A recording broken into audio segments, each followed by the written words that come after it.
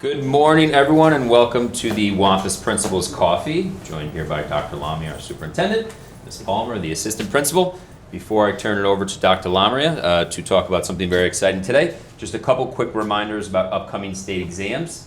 We will go through this at the January Principal's Coffee in depth with Ms. Palmer, but we will be doing all electronic, all digital state tests this year in 3rd, 4th, and 5th. Last year we started with 4th and 5th very successfully, so we're moving it to 3rd grade.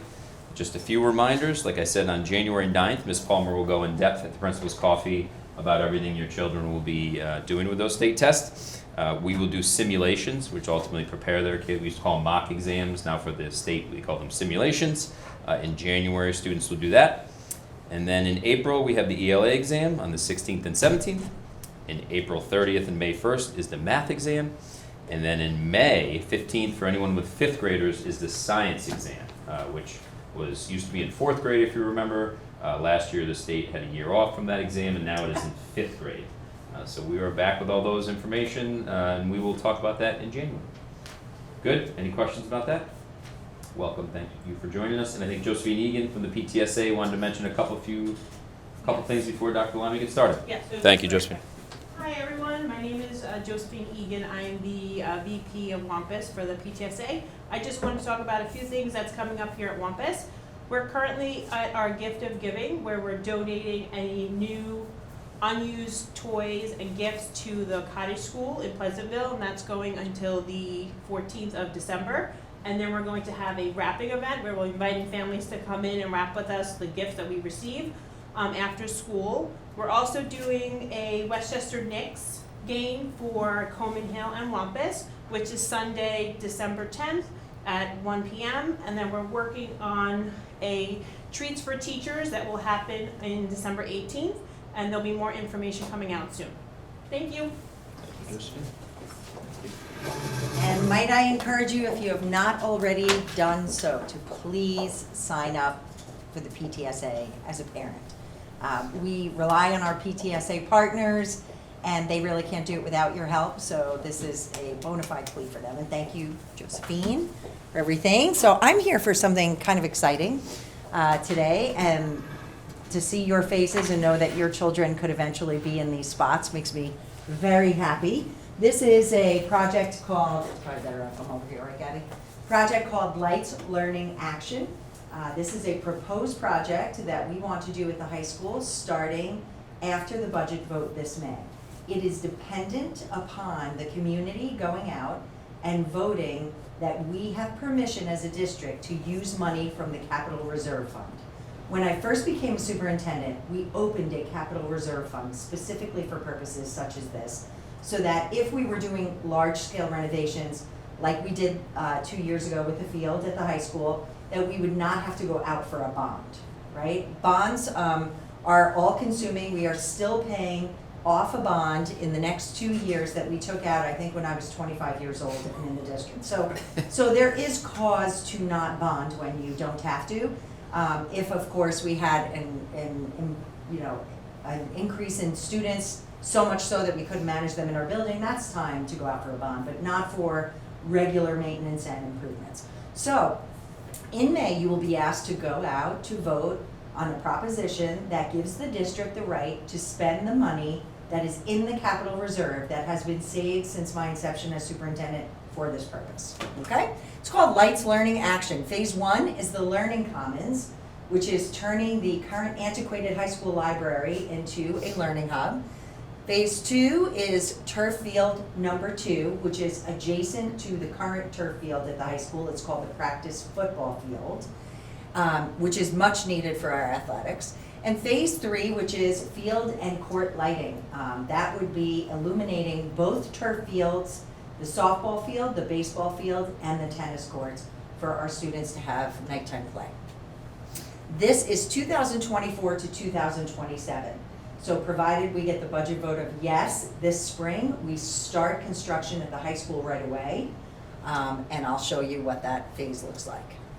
So this, actually, I'm going to go back to this. I love this. This is our high school. No shushing, right? Remember when you were a kid, or even for me as an adult, you'd go into a library and you'd talk to somebody and you'd be shushed, Well, libraries aren't meant for shushing anymore.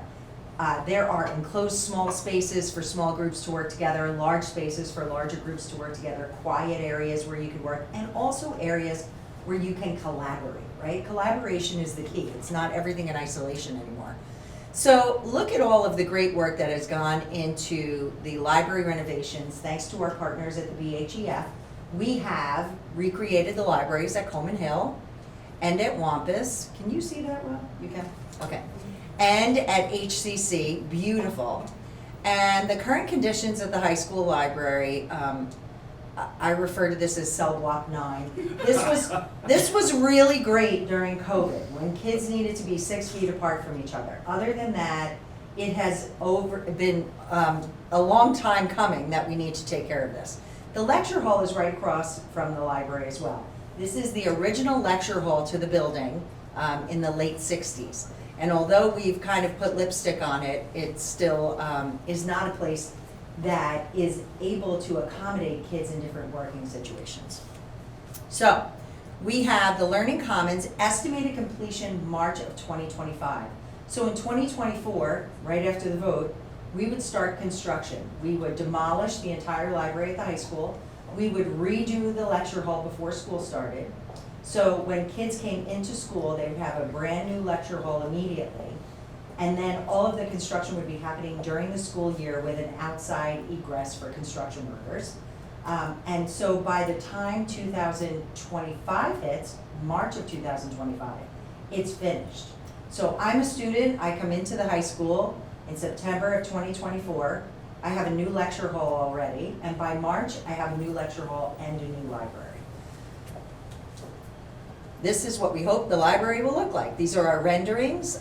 We also have QR codes that we can take people, at some point in the spring, I'll be taking people to the high school where you can actually be simulated in the room and look around and see what the room is going to look like. It is beautiful. We need these spaces for, as I said, students to be able to congregate, comfortable spaces, small rooms attached to the library with glass walls for supervision, a food kiosk that's going to go in the hallway between the lecture hall and the library. We spent a lot of time creating a community lunch at the high school, which is most beneficial to all students and all faculty and staff to have lunch at the same time.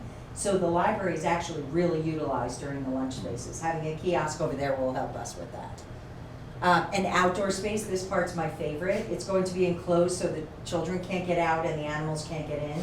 You know, picture like beautiful slat wooden walls that will help to keep everybody safe and tidy. But to have an outdoor space extension from the library will be really beautiful for our students.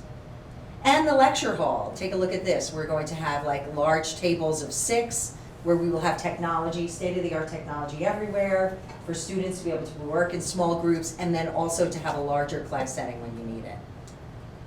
This is the current footprint of the high school. If you come in the front door, you're coming here. If you're coming from the parking lot, you're coming here. For frame of reference, this is the theater. That is where the entire library is and where that demo will be taking place. You'll see the yellow, that's going to be where the kiosk is and sort of a socializing place for kids. This is where the lecture hall will be.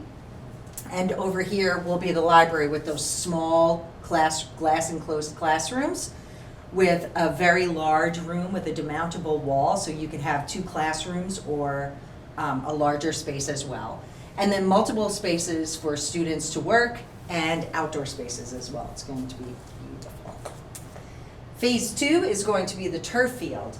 Now, remember I said that our hope is that the library is done in March of 2024.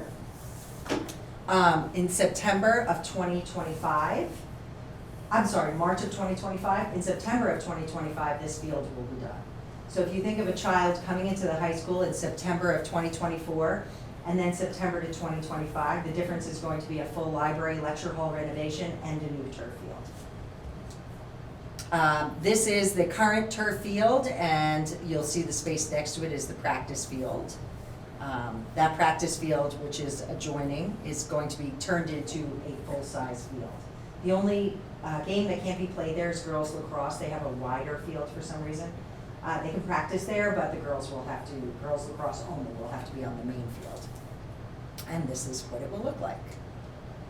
And field and court lighting, September 2027 will be the estimated completion of all that. We're gonna do it in phases, first for the 2 large fields, and then the year after, we're going to be doing the courts and the softball and baseball. And why lights now? Lights are much different than they ever were before. They used to be of a caliber that you felt like you were lit up like Westchester Airport.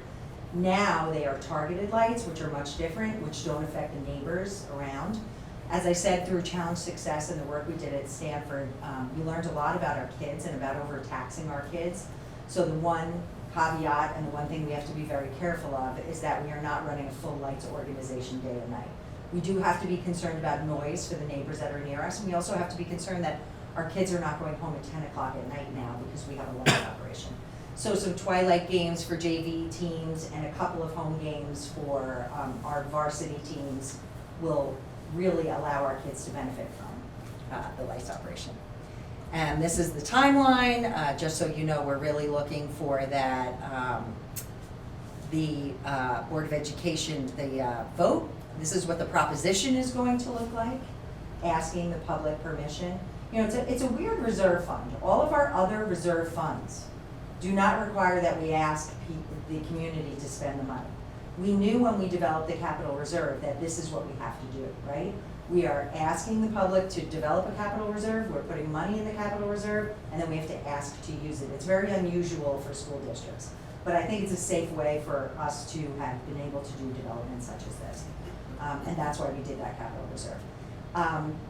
Some of the capital reserve money, you might ask where that comes from. You know, interest rates are high right now. We just put $1.2 million into the capital reserve from interest on money in reserves alone. So this has been very careful and calculated over time.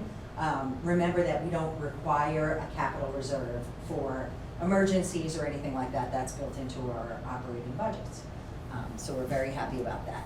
Now, we are going to be relying heavily on our VHEF partners who have helped us with all the other libraries as well.